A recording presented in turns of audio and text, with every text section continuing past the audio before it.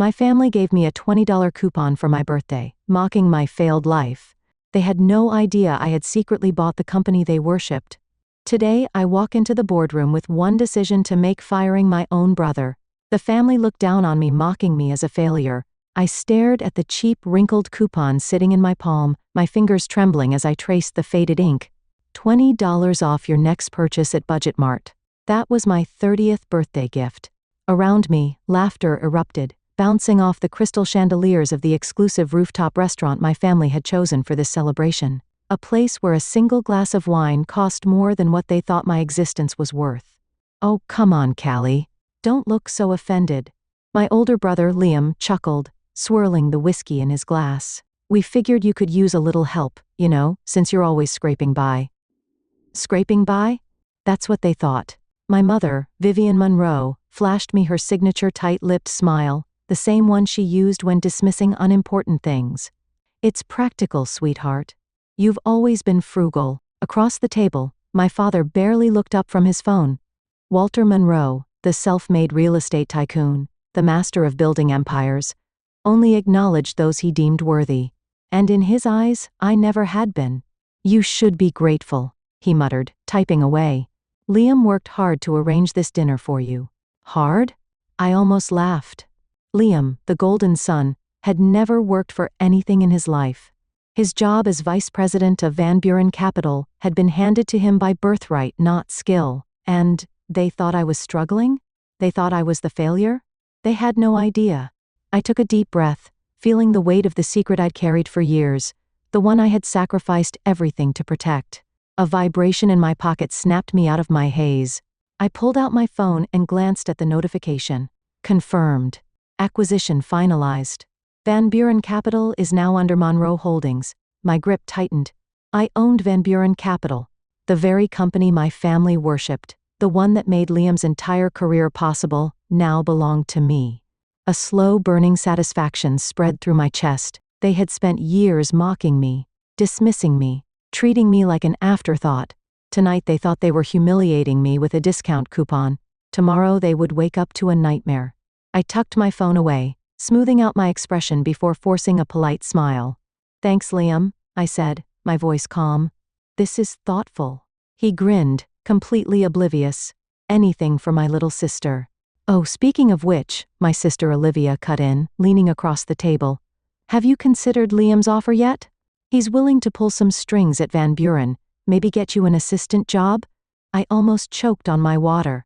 An assistant job at the company I just bought? I glanced at my father, expecting him to shut her down. Instead, he nodded in approval, as if the suggestion made perfect sense. You should take the opportunity, Callie. It's time you learned how the real world works. The real world? I gritted my teeth, biting back the explosion building inside me. The real world was what I had been dominating for the past decade. While they saw me as a failure, I had been silently building an empire, one strategic investment at a time. But they still saw me as the weak one, the disappointment, the charity case. I glanced at the coupon in my hand, then at my oblivious family, sipping their expensive drinks without a care in the world. They wouldn't be laughing for long. I set my glass down carefully, deliberately. Actually, I said, standing up, I won't need Liam's help. My mother frowned. Sit down, Callie. We haven't even had dessert. Some of us have work tomorrow, I replied smoothly, adjusting my blazer. Important things to handle. Liam smirked, leaning back in his chair. What, another part-time gig at that little marketing firm? Or are you finally getting serious about finding a real job? I turned to him, tilting my head slightly. Oh, I'm getting very serious, Liam. I pulled out a crisp 100 bill and dropped it on the table, 10 times the value of their pathetic coupon. For the tip, I said, meeting my father's gaze, since you raised me to always pay my debts. Then, without another word, I turned and walked out. Behind me, I heard Olivia scoff. God, she's so dramatic. Dramatic? Number they haven't seen dramatic yet. I stepped outside into the cold Manhattan night and pulled out my phone. The screen glowed with a single message from Jacob, my business partner. All set. Press release goes live at 6 a.m. I smiled. Tomorrow, when Liam walked into his office, he would find out he no longer had one. I tapped my screen, calling Jacob. Is it done? I asked as he picked up. His voice was steady. Congratulations, Callie. You're officially the majority shareholder of Van Buren Capital. My fingers traced the cheap plastic coupon still clutched in my other hand. How poetic. Perfect, I whispered. Time to show my family exactly who they underestimated. I wasn't always like this. There was a time when I wanted nothing more than their approval. I spent years trying to prove myself, to show them that I was worth more than their pity. But no matter what I did, no matter how hard I worked, it was never enough. Because in my family, success wasn't earned. It was inherited. Liam was given his cushy position at Van Buren Capital straight out of college. No experience, no qualifications, just a last name that opened every door. Meanwhile, I graduated top of my class with a degree in finance. I had the grades. I had the skills. I had everything they claimed mattered. But when I asked my father for a position at Van Buren, he just laughed. You're not cut out for this world, Callie. That was all he said before dismissing me with a wave of his hand. Liam, lounging in their pristine living room, grinned like it was all a joke. Don't take it personally, sis. Dad just doesn't want to see you struggle. You should be grateful. Grateful? I begged for a chance. I told them I didn't need a high position. I would start at the bottom, work my way up. But my father refused. You'll embarrass yourself, he said. And worse, you'll embarrass me. That was the moment I realized the truth. They never wanted me to succeed. Because if I did, it would prove that their entire system was a lie. So I left. I took the first job I could get, a low-level analyst position at a tiny investment firm. No prestige, no connections, just me, my brain, and an unshakable resolve. I worked longer hours than anyone else, studied every market shift, every financial trend. I lived in a cramped studio apartment, drove a beat-up car, and wore secondhand suits while my family sneered at me. To them, I was the failure. What they didn't know was that every penny I saved was being invested. While Liam and Olivia spent their trust funds on luxury vacations and designer clothes, I was buying shares, acquiring assets, and making moves they couldn't even comprehend. And now, a decade later, the company they built their entire identities around was mine. But they still had no idea. I stood outside Van Buren Capital's headquarters, staring up at the gleaming glass tower that had always been close to me. Not anymore. This morning, I wasn't just walking into an office, I was walking into my empire. Jacob was waiting for me in the executive parking lot, his usual easygoing demeanor replaced by something tighter, more serious. They're already panicking, he said, handing me a sleek black folder. Liam's been calling board members all morning, trying to figure out who the new owner is. I smirked. And they're keeping tight-lipped, just like we planned. As far as he knows, the takeover was done by a private equity firm. Perfect. I walked through the rotating glass doors, my heels clicking against the marble floor. Every receptionist, every security guard, every employee turned to look at me, most with confusion, some with recognition. They only knew me as Liam's lesser sister, the one who never quite measured up. They had no idea that by the end of the day, everything would change. I took the elevator straight to the executive floor, stepping into a conference room where the board members sat in tense silence. At the head of the table, Liam looked like he hadn't slept. His suit was wrinkled, his usual arrogance replaced by something that looked dangerously close to fear. What the hell is going on? He demanded, slamming his hands onto the table. I took my time setting my folder down, savoring the growing tension in the room. You're about to find out, I said smoothly, sliding into the chair at the head of the table. Liam stared at me. Then he laughed, a short, disbelieving laugh that didn't quite reach his eyes. This is cute, Callie, really? But this isn't your playground.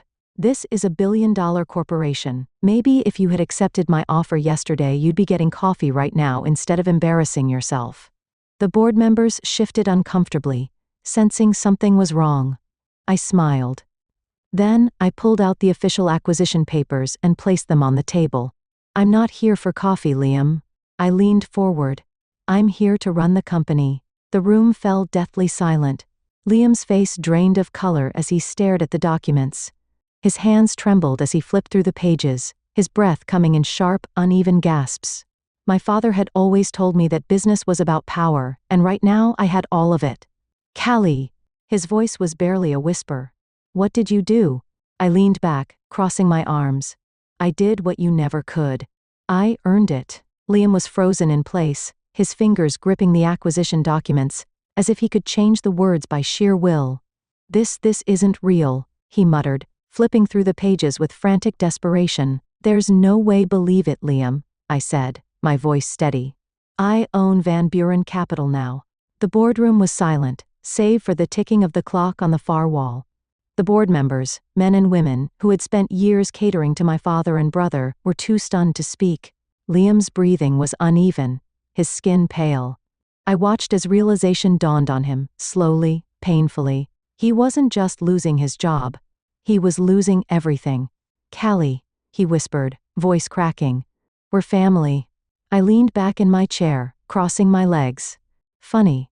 You didn't seem to care about that when you were laughing at me last night. Liam's jaw clenched. He turned to the board, desperate to regain control. This is a mistake. My father. Your father, I cut in, no longer has any power here. I reached into my folder and pulled out the final piece of the puzzle, a signed contract restructuring the leadership of Van Buren. I slid it across the table, tapping the bolded text at the top. Effective immediately, you are being placed under performance review. Liam stared at the words, his breath catching in his throat. The room was so quiet, I could hear the faint of the air conditioning. His fingers curled into fists. You're joking, I smiled. Not at all. His gaze snapped to the board members, his voice rising in panic. You can't just let her do this. I've been running this company for years, I finished. Poorly. I turned my laptop screen around, displaying the company's financial records. The East Coast division, your division, has been operating at a 40% loss for 3 consecutive quarters. The only reason you weren't fired months ago is because of Dad's influence. Liam flushed red, his jaw tightening. Under my leadership, I continued, this company will no longer be a playground for entitled trust fund executives. Either you prove your worth, or you're out. A chair scraped against the floor as Liam shoved back from the table, shaking with rage. You think you can come in here and take everything from me? His voice was low, furious, dangerous. You think you're better than me? I met his glare with a calm, steady stare. No, Liam. I stood straightening my blazer. I don't think I'm better. I know I am. The muscles in his jaw twitched, his hands clenched into tight fists at his sides. For a second, I thought he might explode right then and there. But then his expression shifted. The fury in his eyes was suddenly replaced by something else, a slow, creeping smirk. And I didn't like it. Liam took a deep breath, straightened his tie, and leaned against the table with mock confidence. You're smart, Callie, he admitted, shaking his head. I'll give you that. Smarter than I gave you credit for. He chuckled, rubbing a hand over his face. But here's the thing. His gaze met mine, sharp and calculating. You don't know everything. A chill ran down my spine. What are you talking about? Liam exhaled dramatically, like he was enjoying this moment. Then, slowly, he pulled out his own phone and slid it across the table. The screen was still on. An email inbox, open to a single unread message, a message from our father's lawyer. Subject line, urgent. Ownership dispute at Van Buren Capital. My heart stopped. Liam's smirk widened. You really thought Dad would let you take everything that easily? I grabbed the phone and scanned the email, my fingers tightening around the device. According to the message, Walter Munro had filed a legal challenge against my acquisition. Looks like Daddy still has a few tricks up his sleeve, Liam murmured, and he's calling in some very powerful favors. I kept my face neutral, but my mind was racing. This wasn't part of the plan. Everything I did was by the book. The acquisition was airtight, completely legal. But my father, Walter Munro, wasn't just powerful, he was ruthless. And if he was pulling legal strings, then this wasn't just about the company anymore. It was war. I set the phone down carefully, refusing to let Liam see even a flicker of uncertainty. If you think I'm scared, I said coolly, you're wrong. Liam leaned forward, eyes gleaming. We'll see. I grabbed my folder, tucked it under my arm, and turned for the door. But just as I reached it, Liam's voice stopped me cold. Oh, and Callie? I hesitated. You might want to check your emails too. A slow sense of dread crawled up my spine. I pulled out my phone. One new message from Walter Munro. Subject: You just made the biggest mistake of your life. I felt the blood drain from my face. For the first time since this started, I felt something I hadn't expected. Not regret, not fear, but anticipation. Because if my father wanted to start a war, I was more than ready to finish it. I sat in my office, the city skyline stretching beyond the floor-to-ceiling windows. But my focus was locked on the email. You just made the biggest mistake of your life. Walter Monroe didn't make idle threats. My father was a kingmaker, a man who had built his empire by crushing anyone who stood in his way. And now, for the first time, I was his enemy. I took a slow breath, pushing the tension from my shoulders. I had anticipated resistance, but I hadn't expected him to strike back this fast. I clicked on the email, scanning the message. Legal jargon. A formal challenge to my acquisition. A claim that I had used insider information. It was all lies. Every move I made was by the book, but that didn't matter. In business, power mattered more than truth, and my father had spent a lifetime accumulating power. I was ready for a fight. What I wasn't ready for was what happened next. 40 minutes later, the emergency board meeting began.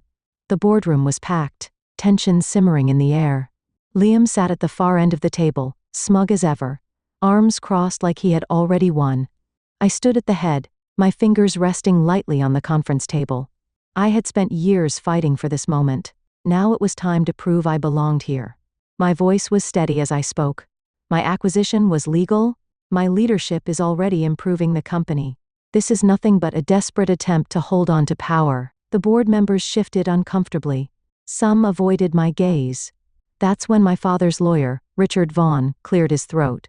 Miss Monroe, there's an issue. His hesitation sent a spike of unease through my spine. I kept my expression unreadable. What issue? He slid a document across the table. I picked it up, and my heart stopped. It was a contract with my name on it. A contract I had never signed. According to this, I had agreed 3 weeks ago to transfer my shares to a holding company owned by Walter Monroe. This wasn't just a legal challenge. It was a setup, a perfect ironclad fraud. I barely heard Liam chuckle beside me. I looked up, my vision sharpening like a blade. This is fake. Richard folded his hands. Then you'll have no problem proving that in court. I clenched my jaw. They knew. They knew that courts took months, even years to resolve disputes like this. By the time I cleared my name, the damage would be done. My ownership would be frozen. Liam would be reinstated as CEO. My father had played his move flawlessly. I exhaled slowly. He thought he had won. He had no idea that I had been planning for this exact moment. I tapped the microphone embedded in the table. Ladies and gentlemen, I said, keeping my voice smooth. It seems my father believes he can rewrite history, Liam smirked. Or maybe he just knows how to play the game better than you. I tilted my head. You know what's funny, Liam? I reached into my folder and pulled out my own document. This one, very real. I slid it across the table to Richard. His face lost all color. Liam leaned forward, trying to see what had shaken him. What is that? Richard swallowed hard. His voice was barely above a whisper.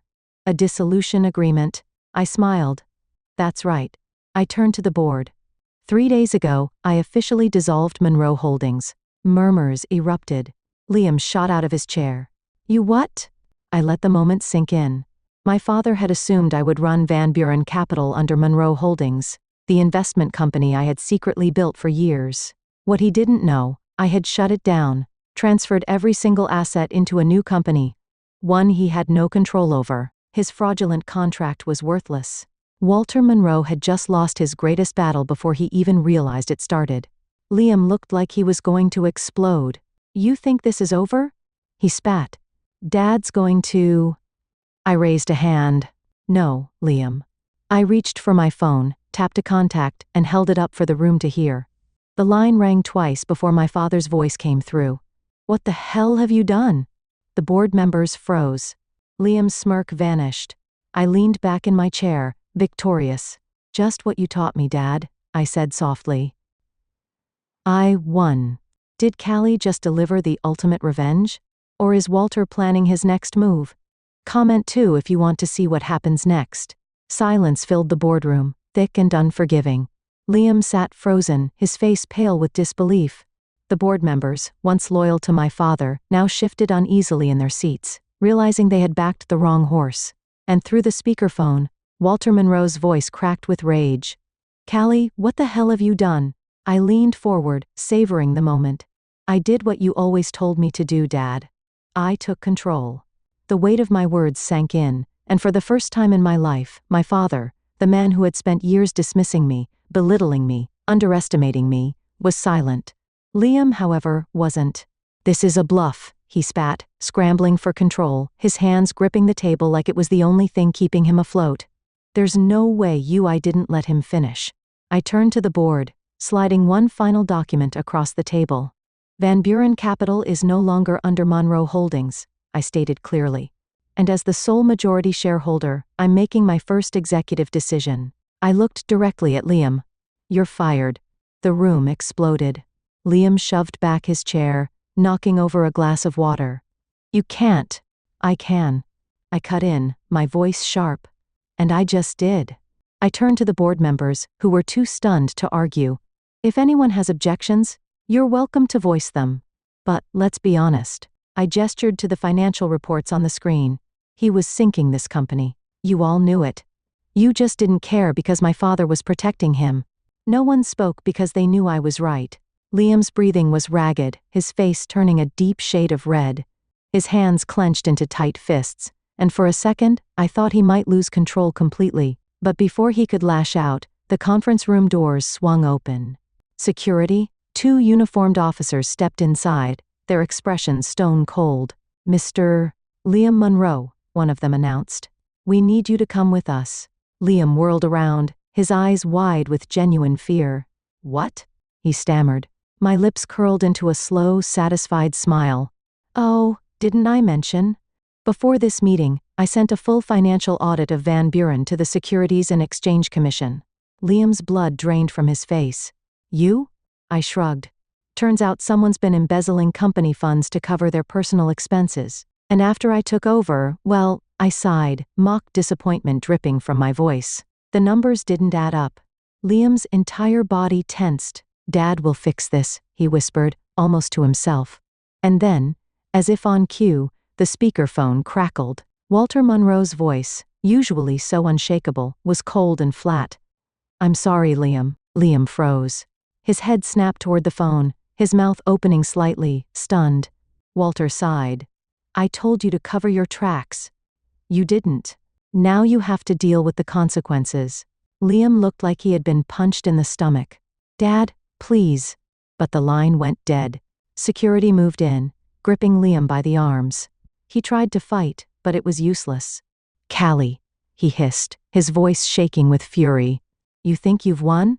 This isn't over." I stepped closer, lowering my voice so only he could hear. "Oh, Liam," I whispered. "It was over the moment you gave me that discount coupon." His face twisted in pure hatred. And then he was dragged away. The moment the door shut, a weight lifted off my chest. For the first time in my life, I wasn't just fighting to be seen. I was seen. The board members exchanged glances, waiting for me to speak. I exhaled slowly, smoothing my blazer. "Now that we've cleaned house," I said, steady and controlled, "let's talk about the future." They straightened in their seats, sensing the shift in power. I was no longer the ignored daughter, the underestimated sister, the outsider. I was in charge. And for the first time, they knew it. That night, I returned home to my penthouse, not the modest apartment my family thought I still lived in. Jacob was waiting, a bottle of champagne in hand. "Well?" he said, pouring me a glass. "You did it." I took the glass, swirling the liquid before meeting his gaze. "No," I corrected. "I won." Jacob grinned, clinking his glass against mine. "To new beginnings." I took a slow sip, letting the weight of everything I had fought for settle in. Liam was gone. My father was powerless. And I was finally, undeniably, in control. The girl they once laughed at was now the one holding their fate in her hands. And the best part? I wasn't finished yet because this wasn't just about revenge. This was about rewriting the rules, and I was just getting started. Did Callie's revenge satisfy you? Or do you think there's more to the story? Comment too. Thanks for watching. Story. Good luck.